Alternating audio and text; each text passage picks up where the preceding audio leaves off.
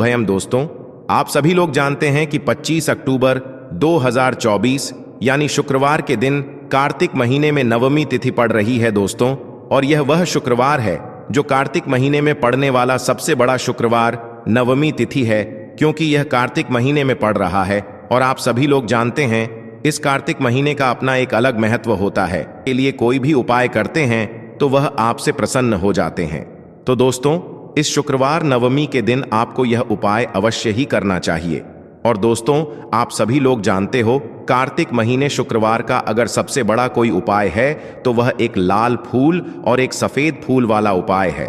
तो दोस्तों, इस कार्तिक महीने शुक्रवार नवमी के दिन आप लोगों को इस एक लाल फूल और एक सफेद फूल वाला उपाय को जरूर करना है। बहुत सारे लोग होंगे जिन लोगों ने इस उपाय को ना किया हो, मतलब पूरा साल निकल गया, उन्होंने किसी भी दिन इस एक लाल फूल और एक सफेद फूल वाला उपाय को ना किया हो। पर दोस्तों, आपके पास एक आखिरी मौका बचा हुआ है, जो कि 25 अक्टूबर कार्तिक महीने शुक्रवार नवमी के दिन है। तो इस दिन आप लोगों को इस वाले उपाय को जरूर कर लेना है। भले ही आपने पूरे साल भर इस उपाय को ना किया हो, पर अगर आपने इस कार्तिक महीने शुक्रवार नवमी के दिन अगर इस वाले उपाय को कर लिया तो आपको इस उपाय को करने का वह फल मिलेगा जिसकी आपने कभी कल्पना भी नहीं करी होगी।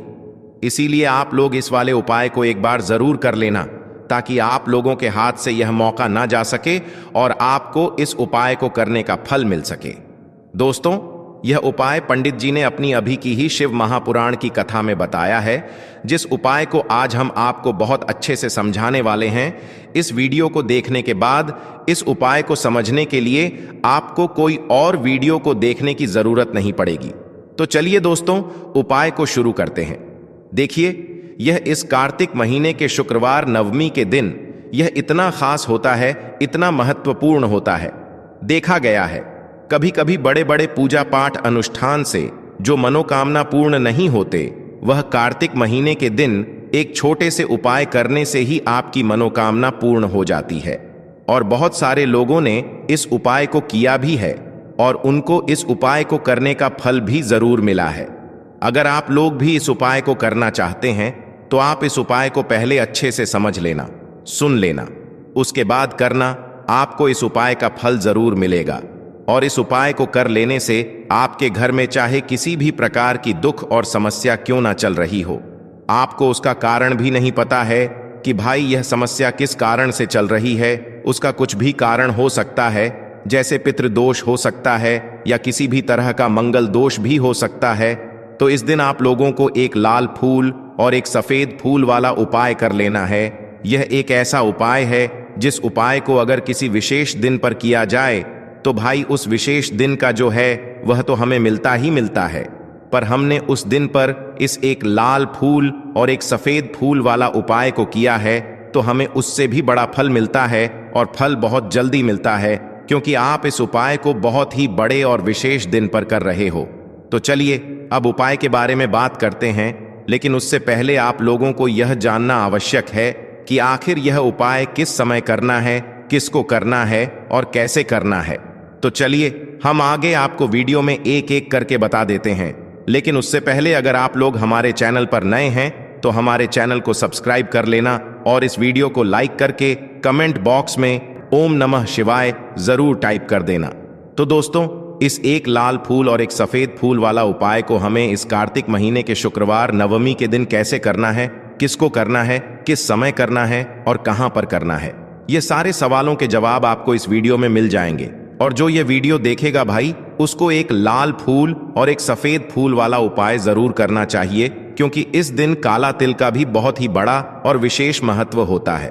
और जब बात आ जाए एक लाल फूल और एक सफेद फूल वाला उपाय की, तो यह सोने पर सुहागा वाली बात हो जाती है और यह एक बहुत ही बड़ा उपाय हो जाता है इस कार्तिक महीने के शुक्रवार का। तो अब दोस्तों, इस एक लाल फूल और एक सफेद फूल वाला उपाय को आखिर करना किसको है, सबसे पहले हम लोग वह बात जान लेते हैं। तो देखो, घर की जो बड़ी माताएं बहनें होती हैं, उन माताओं बहनों में से कोई भी एक बड़ी माता बहन इस वाले उपाय को कर सकती है। और दोस्तों, अगर आप चाहें तो अपने घर में से सभी सदस्यों को भी इस उपाय को करवा सकते हैं। अगर किसी व्यक्ति की खुद की कोई मनोकामना है, खुद की कोई दुख और परेशानी है जो कि वह अपने लिए ही करना चाहता है, इस वाले उपाय को तो वह खुद अपने लिए भी कर सकता है। बाकी अगर कोई घर में से ऐसा है जो कि अपने पूरे घर परिवार की सुख और शांति के लिए यह वाला उपाय करना चाहता है तो भाई वह भी कर सकता है, उसमें भी कोई दिक्कत वाली बात नहीं है। कहने का मतलब यह है कि इस उपाय को हर एक सदस्य भी कर सकता है और पूरे घर परिवार के सदस्य के लिए घर की बड़ी माताओं बहनों में से कोई एक माता बहन भी कर सकती है। माताएं बहनें अगर घर में उपस्थित ना हो या वह यह वाला उपाय ना कर पा रही हो तो फिर घर का कोई बड़ा सदस्य भी इस एक लाल फूल और एक सफेद फूल वाला उपाय को कर सकता है, चाहे फिर वह पुरुष ही क्यों ना हो, उसमें कोई भी दिक्कत वाली बात नहीं है। उसके बाद में दोस्तों जो अगला प्रश्न निकल कर आता है वह यह आता है इस उपाय को लेकर कि आखिर इस उपाय को हमें किस समय करना है, सुबह के समय करना है कि शाम के समय करना है। तो देखो इस वाले उपाय को आप लोग सुबह के समय भी कर सकते हो और शाम के समय प्रदोष काल में भी कर सकते हो। अब अगर आप पूछो कि भाई साहब सबसे उत्तम समय कौन सा रहेगा इस 2 छुटकी काला तिलवा उपाय को करने का, तो हम आपसे बस यही कहेंगे कि इस उपाय को आप सुबह के समय करेंगे तो ज्यादा बेहतर होगा। बाकी अगर शाम के समय भी करेंगे तो भी अच्छा होगा, उसमें कोई भी दिक्कत वाली बात नहीं है। तो अब दोस्तों जो अगली सबसे बड़ी और महत्वपूर्ण बात आती है वह ये आती है कि सुबह अगर हम उपाय को करेंगे तो हमें कितने बजे से ले कितने बजे तक के बीच में करना है, और शाम के समय प्रदोष काल में करेंगे तो हमें कितने बजे से लेकर कितने बजे के बीच में करना है। तो देखो सुबह जितनी जल्दी हो सके आप उपाय को करने की कोशिश करना। बाकी अगर किसी कारणवश लेट भी हो जाओ, थोड़ी देर भी हो जाए तो 10 या 11 बजे तक भी आप उपाय कर लेना, पर 12 बजे से ज्यादा देर ही ना हो, ठीक है, इस बात का ध्यान रखना। उसके बाद में दोस्तों अगर शाम के समय प्रदोष काल की बात करें, प्रदोष काल का जो समय है होता है वह शाम के 6 बजे से शुरू हो जाता है। मतलब शाम के 6 बजे से लेकर शाम के 6 बजे से रात के 8 बजे के बीच में आप कभी भी इस वाले उपाय को कर सकते हो, उसमें कोई भी दिक्कत वाली बात नहीं है दोस्तों। अब देखिए पी अगर किसी व्यक्ति से नाराज हो जाएं, किसी घर से नाराज हो जाएं, तो होता क्या है कि घर में धन से जुड़ी समस्याएं आने लगती हैं। पैसे को लेकर उस घर के लोग बहुत परेशान रहते हैं जहां पितृ नाराज हो। इसीलिए हमेशा अपने पितरों को आपको प्रसन्न रखना है जिससे कि पितरों की आत्मा को शांति मिले और वह हमेशा आपको आशीर्वाद दें। अब यह जो कार्तिक के दिन होते हैं, इन दिनों में जब आप यह उपाय करेंगे जो हम आपको बताने वाले हैं, गौ माता से जुड़ा हुआ उपाय है। देखिए गौ माता के अंदर हमारे पितरों का ही वास माना जाता है। गौ माता हो गई, कुत्ते हो गए हैं ना, पेड़ों में बरगद का पेड़ हो गया, पीपल का पेड़ हो गया, इन सभी में हमारे पितरों का वास माना जाता है। पक्षियों में कौवा हो गया जिसके अंदर हमारे पितरों का वास माना जाता है। तो ऐसा समझ लीजिए कि जब भी जीवन में दुख बढ़ जाए, कष्ट बढ़ जाए, धन को लेकर आप परेशान रहने लगे, कर्जे जैसी समस्याएं जीवन में बढ़ रही हैं, आपके घर में संतान को लेकर बहुत दुख है, आप अपने घर के लड़ाई झगड़े से परेशान रहते हैं, घर में कोई ना कोई झगड़ा करता ही रहता है, आप सोच सोच कर परेशान रहते हैं कि कैसे घर में शांति आएगी, कैसे से घर में सुख समृद्धि आएगी। अब यह समझ लीजिए कि अगर घर में लगातार झगड़ा लड़ाई यह चीजें आपको देखने को मिल रही हैं, घर में आपके कोई भी व्यक्ति सुखी नहीं है, कर्जा घर में लोगों के सर पर है, तो पितृ आपके कहीं ना कहीं नाराज हैं। देखिए पितृदोष जब घर में होता है ना, तो ऐसा नहीं कि आपको देखने से पितृदोष दिखेगा, इसका आप अंदाजा लगा सकते हैं घर में होने वाली घटनाओं से। जैसे कि खाना आप खाते हैं या घर का कोई भी सदस्य खाना खाता है, अगर उस खाने में कहीं ना कहीं बाल निकलता है ना, या वह खाना गिर जाता है खाते खाते, तब भी आपके घर में पितृदोष है, यानी पितृ आपके नाराज हैं। साथ ही साथ अचानक से घर में दुर्घटनाएं हो रही हैं, पितृ आपके नाराज हैं। अब जो उपाय आपको बताने वाले हैं, इस उपाय को कर लीजिए, पितृ भी प्रसन्न और धन को लेकर तो कभी आपको परेशान होना ही नहीं पड़ेगा। चलिए बात कर लेते हैं पहला वाला उपाय में, जो कि पितरों को प्रसन्न करने के लिए है और घर में स्थिर लक्ष्मी के वास के लिए। मतलब कभी आपके घर में ऐसा नहीं होगा कि आज पैसा आ रहा है और कल पैसा नहीं आ रहा है। ऐसा बहुत सारे घरों में होता है कि पैसा आता है तो रुकता नहीं है, और अगर पैसा रुकता है तो फिजूल खर्ची बहुत होती है, धन की बर्बादी बहुत होती है, जिससे कि घर के सदस्य बहुत ही परेशान रहते हैं। अब ज्यादातर लोग की यह समस्या होती है कि धन की बर्बादी हो रही है और घर में पैसा नहीं रुक रहा है। अगर आपके साथ भी ऐसा है तो बिल्कुल से आपको यह उपाय सुनना चाहिए और इसे कार्तिक में जरूर करना चाहिए। देखिए आपको यहां पर क्या करना है कि तो चलिए दोस्तों जान लेते हैं गुरुदेव द्वारा बताए गए सबसे पहले और खास उपाय के बारे में। देखिए दोस्तों, गुरुदेव ने बताया है कि शुक्रवार के दिन किया जाने वाला यह सबसे खास और सर्वश्रेष्ठ उपाय है। देखो, आगे बढ़ने से पहले वीडियो को एक लाइक जरूर करें। देखो, सबसे पहला उपाय, यदि आपके जीवन में कर्जा बहुत अधिक है, आपके जीवन में संकट बहुत अधिक रहते हैं, आपके ऊपर बहुत अधिक विपदा आ रही है, बार बार आपको अपने व्यापार में और अपने धन में हानि देखने को मिल रही है, यानी कि आपको प्रत्येक कार्य में हानि हो रही है, तो आपको यह उपाय करना चाहिए। दोस्तों, गुरुदेव ने बताया है कि शुक्रवार के दिन किया जाने वाला यह सबसे खास और सर्वश्रेष्ठ उपाय है। सबसे पहले हम लोग जान लेते हंस उपाय की सामग्री। हम लोग सबसे पहले जानते हैं कि इस उपाय में किस किस चीज की आवश्यकता पड़ेगी। तो देखिए, उपाय का नाम तो एक लाल फूल और एक सफेद फूल वाला उपाय है, पर इस उपाय में कुल मिलाकर 4 सामग्री हमें लगने वाली है, जो कि पंडित जी ने खुद सीहोर वाली कथा में बताया है। और जो हम आपको उपाय बताते हैं वह पंडित जी द्वारा बताए गए होते हैं, अलग से हम कुछ भी नहीं बताते हैं। तो यहां पर हम लोग समझते हैं कि इस उपाय की सामग्री क्या है। तो देखो, उपाय की जो सामग्री है वह 4 सामग्री है, जिसमें से सबसे पहली सामग्री है एक बेलपत्र। देखो, बेलपत्र क्या होती है? बेलपत्र जो शिव की शिवलिंग पर चढ़ती है। दूसरी चीज है एक शमीपत्र, शमपत्र, वह जो शिवलिंग पर ही चढ़ता है। तीसरी चीज है दोस्तों एक लाल फूल, जो उपाय का नाम है। तो एक यहां पर आपको लाल फूल लेना है। अब यह लाल फूल कौन सा लेना है? देखो, शिवलिंग के ऊपर जो लाल फूल चढ़ता हो उनमें से कोई भी एक लाल फूल पसंद कर लेना और वह कहीं से तोड़कर या कहीं से खरीद कर लेकर आना और उस लाल फूल को उपाय में प्रयोग कर लेना। उसके बाद में एक सफेद फूल का विशेष रूप से ध्यान रखना। जो सफेद फूल शिवलिंग पर चढ़ता हो सिर्फ वही सफेद फूल लेकर आना, इसके अलावा कुछ मत लेकर आना। लेकिन केतकी का मत लेना। तो एक एक मात्रा में ही आपको यह चारों सामग्री चाहिए। एक एक बेलपत्र, एक शमीपत्र, एक लाल फूल और एक सफेद फूल। यह चारों सामग्री आप लोग तैयार करके रख लें। प्रदोष काल में या सुबह के समय जब भी आप इस उपाय को कर रहे हैं, जैसे ही आपके उपाय की सामग्री तैयार हो जाती है, तो क्या हम सीधा उपाय को करने के लिए इन चारों सामग्री को लेकर मतलब उपाय करने के लिए जा सकते हैं। नहीं तो यहां पर आपको इस बात का ध्यान रखना है कि हम भगवान शिव जी को प्रसन्न करने के लिए तो जा रहे हैं, हम अपनी मनोकामना को पूर्ण करवाने के लिए तो जा रहे हैं, पर हमें यह दर्शा बिल्कुल भी नहीं है कि हम सिर्फ अपने फायदे के लिए भगवान शिव जी के मंदिर में आए हैं। इसलिए हम इस उपाय को करने के साथ साथ में भगवान शिव जी की पूजन अर्चना के लिए कुछ सामग्री भी जरूर लेकर जाएंगे। जैसे कि सुबह के समय अगर आप उपाय को कर रहे हो इस एक लाल फूल और एक सफेद फूल वाले उपाय को, तो भाई सुबह के समय में आपको एक लोटा जल लेकर जाना है।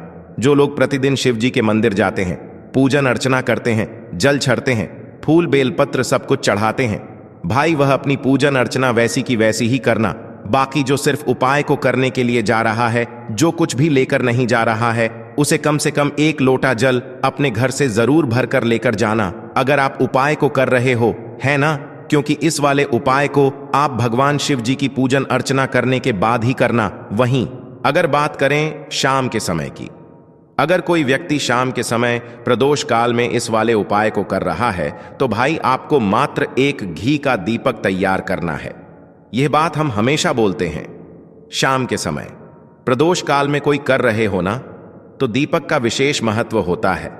प्रदोष काल में जो भी व्यक्ति दीपक जलाता है ना भगवान शिव जी के मंदिर में, भाई उसके जीवन से सारी दुख और परेशानियां भी दूर होती हैं।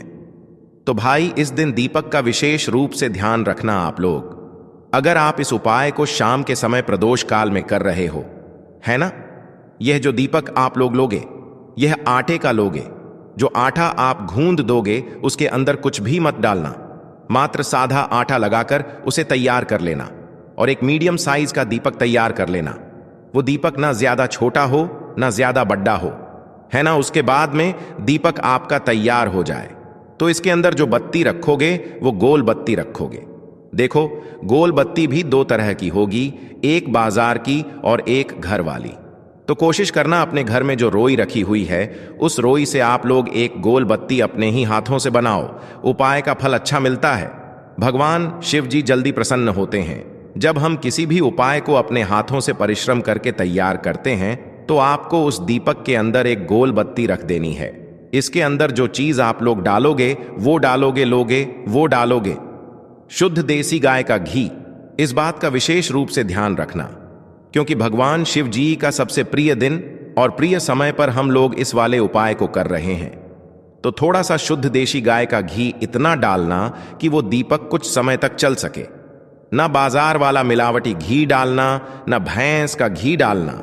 शुद्ध देसी गाय का घी आपको ढूंढने में थोड़ी मेहनत लगेगी और महंगा भी मिलेगा, पर गाय के घी से भगवान शिव जी प्रसन्न होते हैं और उसी शुद्ध देशी गाय की घी से घर में बरकत भी बनी रहती है और हमारे घर में सुख शांति भी बनी रहती है। इसलिए इस शुद्ध देशी गाय का घी को अपने घर में हमेशा रखा करो। वह भगवान शिव जी के कार्यों में भी उपयोग में आता है और उपायों में भी हम लोग प्रयोग कर सकते हैं। तो यहां पर आपकी सारी तैयारियां हो चुकी हैं। उपाय को करते समय शुद्धता का विशेष रूप से ध्यान रख। खगा सुबह कर रहे हो तो भाई सुबह तो आपको स्नान करना ही करना है। बाकी शाम को कर रहे हो तो शाम को मात्र हाथ मुंह धोकर भी आप लोग इस वाले उपाय को कर सकते हो। कोई दिक्कत वाली बात नहीं है भाई। उपाय की पूरी सामग्री तैयार करके और पूजन सामग्री लेकर आपको भगवान शिव जी के मंदिर पहुंचना है, जो आपके घर के पास में हो, जहां पर शिवलिंग विराजित हो, शिवालय हो, वहां पर आप लोगों को पहुंचना है। और जैसे ही आप भगवान शिव जी के मंदिर में पहुंचते हो, वहां जाकर ही उपाय शुरू नहीं करना है। पहले आपको भगवान शिव जी की पूजन अर्चना करना है। पूजन अर्चना कैसे करोगे? सुबह के समय गए हो तो एक लोटा जल वगैरह जो भी पूजन सामग्री लेकर गए हो, उससे पहले पूजन सामग्री आप लोग पूजन भगवान शिव जी की कर लो। जो व्यक्ति सिर्फ एक लोटा जल लेकर गए हैं, वह शिव जी की शिवलिंग पर मात्र एक लोटा जल एक धारा से धीरे धीरे करके चढ़ लो, है ना। अपनी पूजन अर्चना आप लोग जो हैं पूरी कर लो। पहले उसी के बाद अगर आप शाम के समय कर रहे हो तो पहले जाकर बैठना है भगवान शिव जी के शिवलिंग के पास में। आप जो दीपक तैयार करके लेकर आए हो, उस दीपक को पहले जलाना है। ये जो दीपक आप लोग जलाओगे ना, ये किसी और की माचिस से मत जलाना।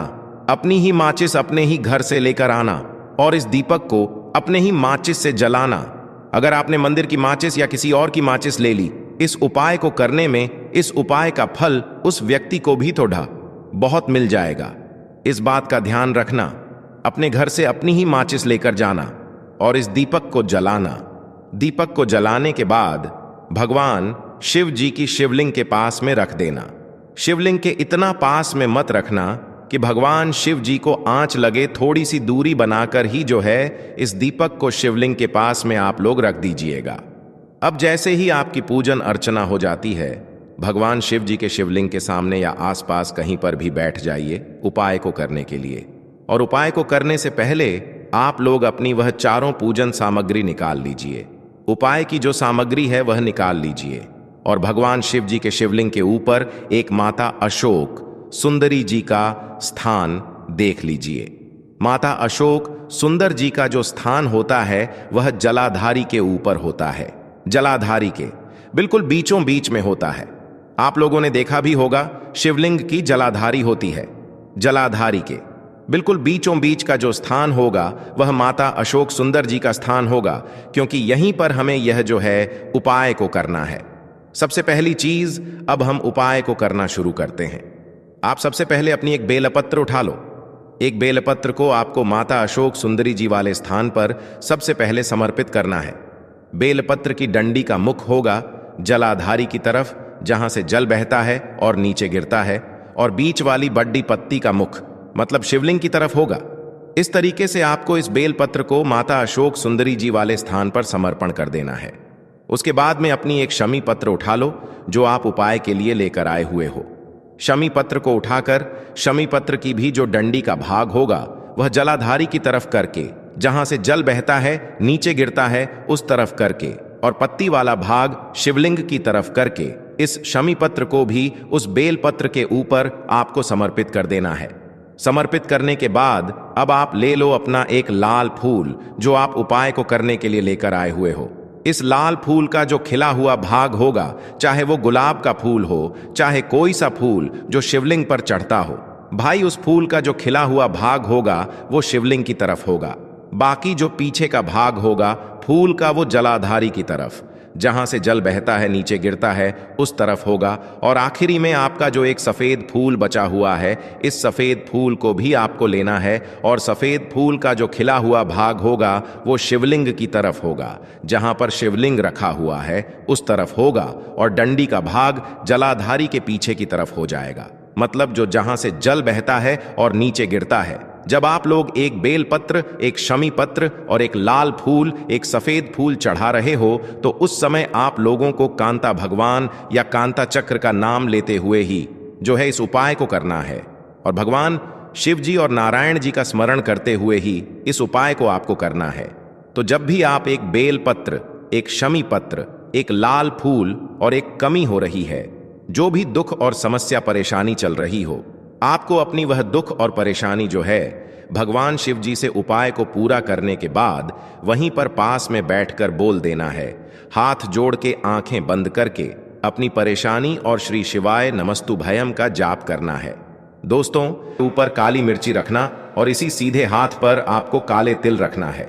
ठीक है, अब आपको क्या करना है, जीवन में आ रही परेशानी, कष्ट, बाधा को दूर करने के लिए, आपके जीवन की समस्त परेशानियों को दूर करने के लिए, आपके जीवन के समस्त संकटों को दूर करने के लिए आपको प्रार्थना करते हुए महादेव के ऊपर, शिव जी के ऊपर आपको सीधे हाथ से आपको काली मिर्ची और 7 काले तिल के दाने आपको महादेव के शिवलिंग पर अर्पित कर देना है। इस प्रकार से अर्पित करोगे तो जीवन की सारी बाधा, कष्ट, परेशानी, संकट जो है वह सब दूर होते हैं।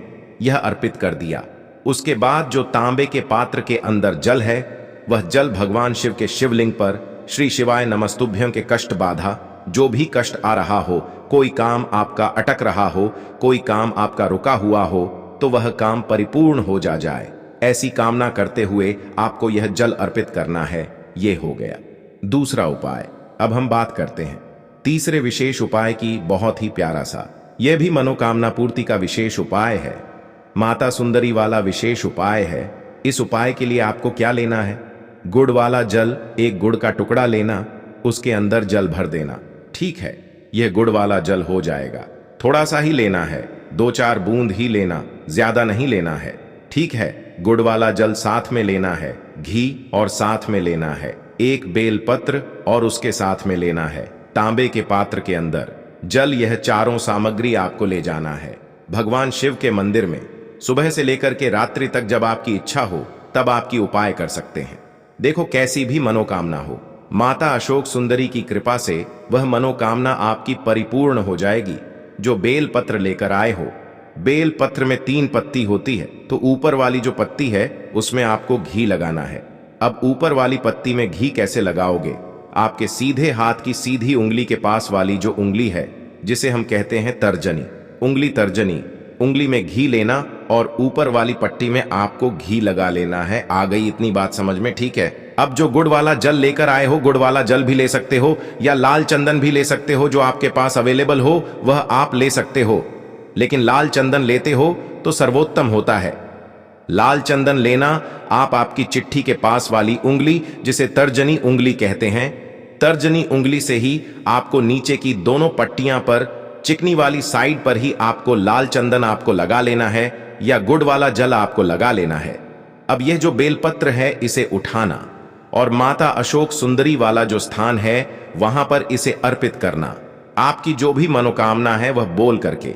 अब यहां पर देखो, माता अशोक सुंदरी वाले स्थान पर बेलपत्र कैसे अर्पित करना है। डंडी का हिस्सा महादेव की तरफ होना चाहिए। इस उपाय में यही विशेषता है। देखो, डंडी का हिस्सा शिवजी तरफ होना चाहिए और पत्ती का हिस्सा जलाधारी की तरफ होना चाहिए। इस प्रकार से आपको बेलपत्र अर्पित करना है और जो अंत में तांबे के पात्र के अंदर जो जल लेकर क्या है, थोड़ा सा जल पत्नी पर, जो पति आपने बेलपत्र अर्पित करना, माता वाले स्थान पर उस पर थोड़ा सा जल अर्पित करना और बाकी शेष जल भगवान शिव के शिवलिंग पर अर्पित करना। जो भी विशेष मनोकामना होगी इस कार्तिक महीने का गुरुवार अहोई अष्टमी तिथि पर आपको महादेव से कह देना है। निश्चित तौर पर आपकी मनोकामना परिपूर्ण होगी। तो दोस्तों, यह थे पूज्य गुरु जी द्वारा बताए गए कुछ बहुत ही खास उपाय। अगर आपको जानकारी अच्छी लगी हो तो वीडियो लाइक करिएगा। मिलते हैं फिर एक नए वीडियो के साथ।